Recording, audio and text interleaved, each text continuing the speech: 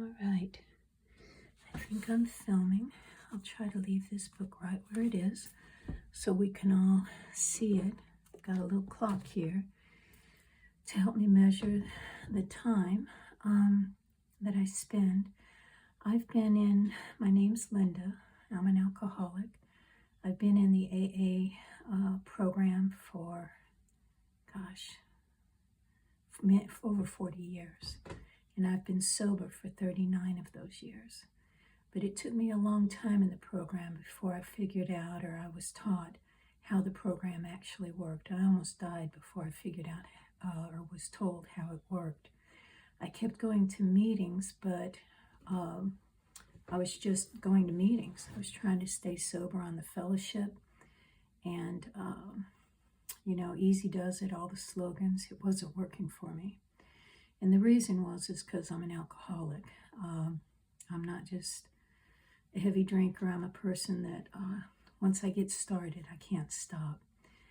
But I was taught at one point, 3 years into the program, a lady stood up and said, look, if you're not staying sober on the fellowship or the slogans or whatever, meet me after the meeting. I will take you through the first 164 pages of the big book, and you will never drink again.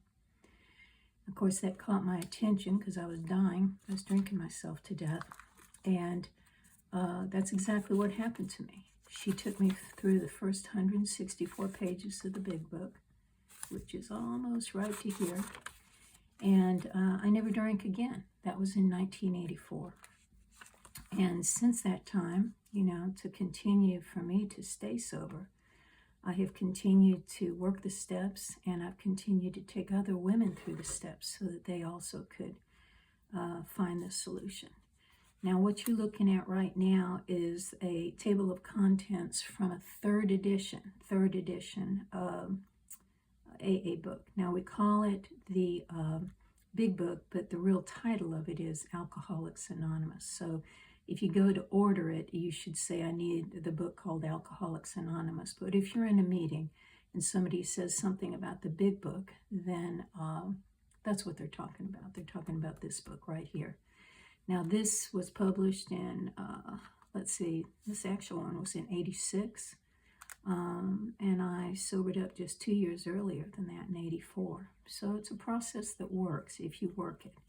I want to show you something. I was teaching a step class last night, so you can see all of my little tabs here. If you want to see where the steps are, turn to page 59. See here, page 59? You'll have 11 of the steps here, and then over to page 60, you'll see step 12.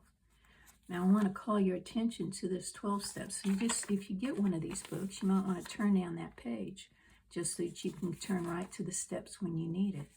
Now, if you look right here in step 12, the final step, it says, having had a spiritual awakening as the result, singular, of these steps. And that kind of gives you a clue that all these other steps were put in place so that you would have a spiritual awakening. Having had a spiritual awakening as the result of these steps. We try to carry this message to other alcoholics and practice these principles in all our affairs. And I would tell you that when this first step was first written by Bill Wilson, it didn't say exactly this. It said, having had a spiritual awakening as the result of these steps. We tried to carry this message to others, especially alcoholics. So originally it was thought that these steps would assist everybody in all kinds of different situations. In the first big book that I ever had my hands on, I was asked to read from it, the steps, and the person had written in, admitted I was powerless over alcohol, and then she had written in her spouse, her job, her children, her future, her past. She had written in probably, 17, 18 things that she was powerless over. And that just was an early clue to me that these steps work not only for alcohol and drugs, but they also work for anything else that's got you caught. Because the whole point of all of these is to have a spiritual awakening. And the reason human beings get into situations like addiction is because we're broken off from our source, from our higher power, from God. The minute you get broken off from your source, from who you are, the actual God himself, you begin to die. It's like taking a branch off of a tree in August and throwing it out into your front yard. You come back that afternoon, that branch is about dead. And when we break ourselves off from any connection with our higher power, we start to die. And we can tell it because we start eating too much, we start drinking too much, and it's never enough. There's this feeling of just hunger and thirst that can never be satisfied, because it's not a hunger and thirst for alcohol or any of these other things or a perfect relationship. I'd meet a guy and he'd say, "Oh, I love you." It wasn't enough for me. He had to show me, and I was just a constant, hole, emptiness, because I needed God. I needed God to be able to fill that for me so that I could, be able to live a successful life. So if you're listening to this and you've got other issues behind alcohol, besides alcohol, don't despair. These steps will work on everything. But I just wanted to start you there. Now, this first 164 pages, after the first 164, it's just stories. And the 4th edition that was printed after this one, and I'm going to do this again. This is just sort of a trial run, but the other big books have newer stories so that new people can begin to relate to the stories that are in here. And young people can relate to the stories. But the first 164 pages are the same. They've been the same for close to 100 years now. Now, I want you to see what I've done in my big book. This was done probably 40 years ago. When I sponsor women through these steps, and the women that work these steps don't drink again, as long as they're willing to do the maintenance steps, 10, 11, and 12. But I have them read the doctor's opinion and Bill's story, which is where they're talking about the problem in step 1, being powerless. So you see there's Bill's story, and right before that, there's the doctor's opinion. I ask them to do what I've done, highlight, comment, write in the columns, stuff like that, and then they call me, and we talk about that, and we make a decision whether or not you are powerless. Then we go on to step 2, which is the solution, the power. That's found in chapter 2, 3, and 4. There is a solution, more about alcoholism, we agnostics. I have them read that. And then we talk about agnosticism and atheism, which is basically the common problem for most alcoholics. We're broken off from our source of power and we start to die. So we have to reapproach God. We have to reapproach our higher power and try and find a way that works with them. Now, there are a lot of people that come in and they say, well, I go to church every Sunday and don't talk to me about God, But the truth is that whatever God they have is probably a good thing. That whatever, religious, practices they have are probably good. But they're not good enough to solve this problem. They're going to have to go deeper, richer with God. God is calling them deeper. You think that alcoholism and all that is this terrible, terrible thing that's happened to you. Well, maybe not. In the long term, in eternity, maybe it could be one of the best things that ever happened to you. If it brings you back to God and to what really matters, then it ends up being a good thing. Because really we're eternal creatures. And all of this stuff here is talking about eternity. It's not talking about just being here on earth, although it's very helpful. It can make you have a much better life here on earth. And then as you can see, chapter 5, 6, and 7 is the program of action, steps 3 through 12, how to find that power. So let's begin. I'm going to do 12 of these, one for each step. And let's begin with step 1. Let's turn to page 59. This doesn't take too long. This, like I said, this is a dry run, so I may just redo this. Step 1. We admitted we were powerless over alcohol and that our lives had become unmanageable. Now, this is a easy step to recite. Okay, I'm powerless over alcohol. But it's a hard step to take, to really, truly take. And what you need to do is you need to look, first of all, if you're going to, I would have you read the doctor's opinion and Bill's story. But look at this part here. This is Dr. Silkworth saying, this was from, the early 1900s, probably 33, 34, I'm not sure, someone will have to correct me. Men and women drank essentially because they liked the effect produced by alcohol. The sensation is so elusive that while we admit it's injurious, we cannot after a time differentiate between the true and the false. To us, our alcoholic life seems the only normal one. And if you're alcoholic, you're probably surrounded by people who are also have problem drinkers. So it makes you feel more comfortable. You drink alcoholics, so do they. So that's what's normal. But listen to this. They are restless, irritable, and discontented until we can once again experience the sense of ease and comfort which comes at once by taking a few drinks. Drinks which I see others taking with impunity. See that? No punishment. They can have a couple drinks and it's fine. I take a couple drinks and I generally, will drink until I pass out. For some reason, it triggers some kind of compulsion in me. Now read this. After they have succumbed to the desire again, that is to take a drink, we pass through the well-known stages of a spree, emerging, remorseful, with a firm resolution not to drink again. This is repeated over and over, and unless this person, me, can experience an entire psychic change, there is very little hope of my recovery. Now, entire psychic change means the whole kit and caboodle, mind, heart, soul, everything. So let's keep going. We want to make sure that you understand.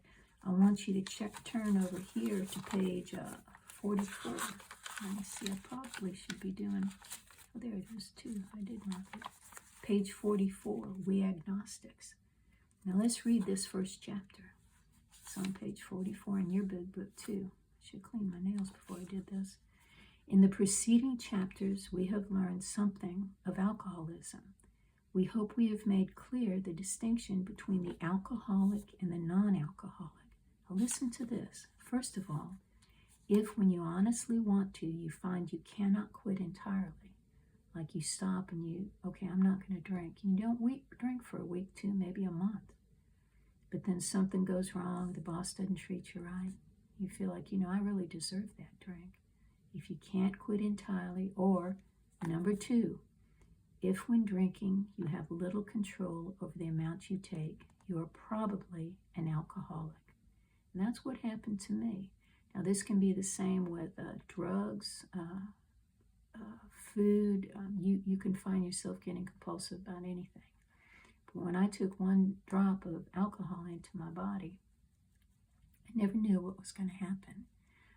Because it was, all of a sudden it was in control and I was not in control anymore. So if I cannot, if when drinking I have little control of the amount I take, I am probably an alcoholic. If that be the case, I may be suffering from an illness, look at this, which only a spiritual experience can conquer. There you go. So that's where we go back to step 12, having had a spiritual experience. Now let's turn here to page 30. Okay. Let's see, I'll just put quick here first. Yeah, I did mark it. 29:30. All right. Now, this is from the chapter More About Alcoholism, but it speaks directly to what we're talking about, the step 1. This is on page, this is 31, so this is 30. More About Alcoholism. Most of us have been unwilling to admit that we were real alcoholics. No person likes to think that he is bodily and mentally different from his fellows. Therefore, it is not surprising that my drinking career has been characterized by countless vain attempts to prove that I could drink like other people. The idea that somehow I will control my drinking is the great obsession of every abnormal drinker. The persistence of this illusion is astonishing. Listen to this. Many pursue this illusion into the gates of insanity or death. You end up in the grave, or you end up in an institution. We learned that we had to fully concede to our innermost selves that we were alcoholics. This is the first step to recovery, and that's what this little tape's about. It's about step one. The delusion or lie that we are like other people, or presently maybe, must be smashed. And then it goes on, we alcoholics are men and women who have lost the ability to control our drinking. We know that no real alcoholic ever recovers control. All of us felt at times that we were regaining control, but such intervals, usually brief, were inevitably followed by still less control, which led in time to pitiful and incomprehensible demoralization. We are convinced to a man or to a person that alcoholics of our type are in the grip of progressive illness. Over any considerable time, we get worse, never better. So here we are, we're talking about step one. Admitted we were powerless over alcohol and that our lives had become unmanageable. Now we're turning to page 22. We're going to start, whoops, got a little sticker in the way. Here we go. We're going to start, am I right? Page 22, paragraph number 4. 1, 2, 3, 4, yep. All right. I don't think that's right. Hold on, I may be confused. Page 22, paragraph 4, page 23. Yep, I think it is. Oh, here it is. Now I know where I am. This is more talking about alcoholism and admitting we're powerless. I'm sorry, my hands shake just a little bit. Doesn't hurt me at all, but it could be distracting to you, but I'll try to, well, I can't control it. Here we go, page 22, down at the bottom, last paragraph. We know that while the alcoholic keeps away from drink, as he or she may do for months or years, we react just like other people. We're equally positive that once he takes any alcohol, whatever, into his system, something happens in both the bodily and mental sense that makes it virtually impossible for him to stop. Look at that. The experience of any alcoholic will abundantly confirm this, right? So once we put one drop in, it sets up a compulsion, a drive, a craving to drink more. Now, these observations would be academic and pointless if our friend never took the first drink, thereby setting the terrible cycle of compulsion into motion. Therefore, the main problem of the alcoholic centers in his mind rather than his body, because it's this over here, it's the restless, irritable discontent that drives us. We see people around us being able to drink with impunity. You know, life is hard. And so we keep telling ourselves, hey, you know what? I deserve that drink. You know, I'm just going to sip. I know, you know, I've got a lot more information now than I did. I've been in therapy. I'm doing meditation. I can drink now. Never works. Because what happens is the minute that alcohol is in my system, it sets up a compulsion. And I don't know about you, but I drink until I can't drink anymore. I'm incapacitated. Let's see, therefore the main problem of the alcoholic centers in his mind rather than his body. Now, if you ask him why he started on the last bender, chances are he will offer you any one of 100 alibis. Sometimes these excuses make a certain plausibility. These excuses have certain plausibility, but none of them really make sense in the light of the havoc that an alcoholic's drinking bout creates. They sound like the philosophy of the man who, having a headache, beats himself on the head with a hammer so that he can't feel the ache. If you draw this fallacious reasoning to the attention of an alcoholic, he will laugh it off or become irritated and refuse to talk. That's absolutely right. We don't want to talk to you about that. Now I want you to turn the page to page 24, just the next page. Now look at this. This is going to be important to you if you're an addict or an alcoholic. This is the Big Book of AA, and it's the same in any big book you get on page 24. At a certain point in the drinking of every alcoholic or drug addict, he passes into a state where the most powerful desire to stop drinking is of absolutely no avail. This tragic situation has already arrived in practically every case long before it is suspected. So if you're thinking, well, I can still control that, maybe you can, and I hope you are. But a lot of times you've already passed that gate. You are beyond human aid. So let's keep reading. Now, anytime you see the squiggly writing, I want you to pay close attention, because this writing, the italic writing, was more expensive than this normal writing. So they had to pay more for that. They didn't have a lot of money. So they went to a lot of trouble to make this noticeable to us. So let's read it. The fact is that most alcoholics, for reasons yet obscure, have lost the power of choice in drink. Our so-called willpower becomes practically non-existent. We are unable at certain times to bring into our consciousness with sufficient force the memory of the suffering and humiliation of even a week or a month ago. Listen to this. We are without defense against the first drink. Okay? Now, those are the main points I wanted to read for you. But there is another one that may help you. And of course, all through here, you can see how much, any place you see where I've highlighted, pointed, all this sort of stuff. This is all such good stuff. Let me see here. Yeah. Let's turn all the way over here to 43. Now listen to this. This is page 43, last paragraph. Once more, the alcoholic at certain times has no mental defense against the first drink. That's just what we read.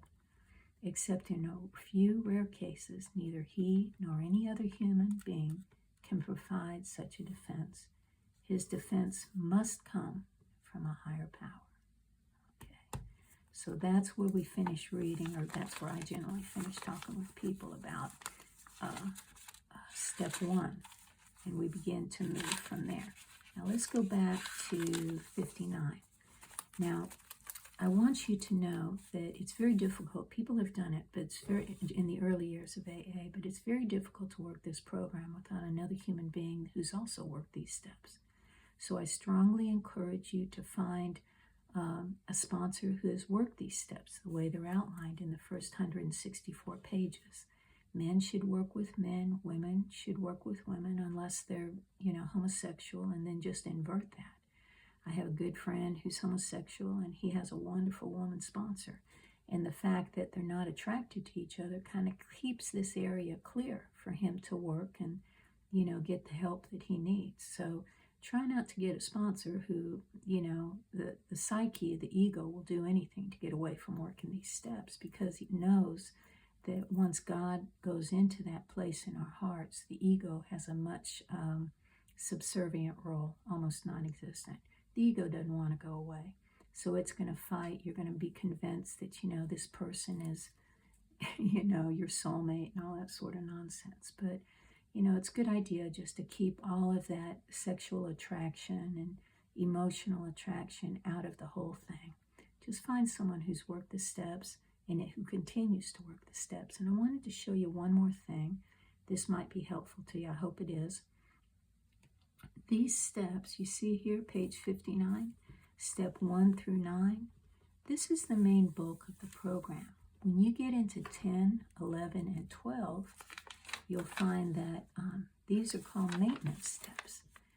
And a lot of times C4, made a fearless and searching and fearless moral inventory of ourselves. We'll look down here to number 10. It's kind of a twin. Continue to take personal inventory, and when we were wrong, promptly admitted it. Because when I walked out of my sponsor's house back in 1984, I never drank again.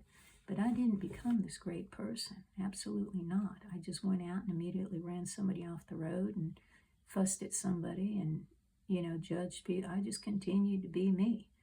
So I had to continue to take personal inventory. Not that I'm trying to do that. I'm trying to clean my side of the street. But I have to stay focused on me and how if I don't grow spiritually by doing step 10, then I drink again. A lot of people have gotten all the way through these steps, had a great spiritual awakening. It's like this. There's a channel between you and God. It's like a garden hose between heaven and earth. But that hose becomes all blocked with like pine straw and dirt and mud and all that sort of junk. In step 4, you can clear it out. It doesn't generally, and then once you have it cleared out, God can come through you to keep you sober. That's really what happens. But what happens is it starts to get clogged up again because of our humanity. That's why you must do step 10 over and over again. And I'll teach that to you. I'll show you how that works. Now, step 11 is the second maintenance steps. It's sought through prayer and meditation to improve my conscious contact with God. Okay? That means that my disease is getting stronger every day. The faith that kept me sober 5 or 10 years ago won't keep me sober today because my disease is growing. Life, unfortunately, doesn't get a lot easier. It can sometimes get tougher. I'm not, might get better for you, but it becomes very challenging as you age. And so, of course, the ego never goes away. It wants back on the throne of your life. You can't let it because it will kill you. That's what it's trying to do. It's trying to kill you. So what you want to do is continue to take personal inventory, which is like sweeping your side of the street. Then we're going to seek through prayer and meditation to build that. It's like climbing a mountain. We're all trying to climb this mountain to God. And what we want to do, the disease is like rising water. We have to stay ahead of it because it's coming to get us. And then step 12, having had a spiritual awakening as the result of these steps, we try to carry this message to others, especially alcoholics, and to practice these principles in all our affairs. So, we need to carry the message. We only get to keep what we're willing to give away. So 10, 11, and 12 are maintenance steps. And I'm trying to think if I've left anything off on step 1. Of course, this is just a little class. You have to actually do it. And it's easiest to do it if you do it with somebody else. A lot of times, especially in like step 3, made a decision, you can say the prayer in your head, but it's sort of like that story in the Bible where, somebody put out seeds and the birds came and took the seeds and others fell on rocky ground, that type of thing. It's easy for the enemy to steal this from you. Once you've turned your life, they say, yeah, maybe you did it, maybe you didn't, But if you have a good sponsor that actually takes you to the church, of your higher power, a synagogue, a mosque, a Christian church, whatever it is, and the two of you kneel down and actually say this 3rd step prayer together, it's an unforgettable experience. You never really ever forget saying this 3rd step prayer. When I work with women and they get ready and they want to go ahead and turn their life and their will, we go to the church of the God of their understanding. We kneel down. And I say this prayer on page 63, the 3rd step prayer. And then I invite them to if they want to. And they can say it if they want to. But it's unforgettable that that step has been done. So do it thoroughly. Do it so that your head, because we're all sick. I'm not suddenly not sick just because I'm sober. What I have, and I'll wrap up with this. This is what I was told are the real promises on 85. What I really have is a daily reprieve contingent on maintenance of my spiritual condition. Okay? It's a very, very important paragraph. And I maintain this spiritual condition, fit spiritual condition, by doing 10, 11, 12 after doing 1 through 9. I have a sponsor. I'm accountable to that sponsor. She's a wonderful lady, very honest. A lot of times a sponsor will tell you things you don't want to hear. That's their job, is to tell you what you don't want to hear. You got friends that'll, gloss over your grosser handicaps, but you need someone who'll shoot straight with you and tell you the truth. That's what a sponsor is there for. So I'm accountable to them because with myself, if I'm my own sponsor, then I can fool myself. I can't fool another human being in general if I pick one who's good and honorable. So that's about it. I'm going to review this. I may just throw it away and start again, but I think I hit most of the highlights of what I do when I take a woman through step 1. I hope it's helpful to you. God bless you all. God bless you all. Life is so hard even without this. We do have an enemy, and this enemy comes to us through addiction and, broken marriages and relationships and just pain. Just know that there is a solution. And this is one of the solutions. There might be others out there, but this is one that I found.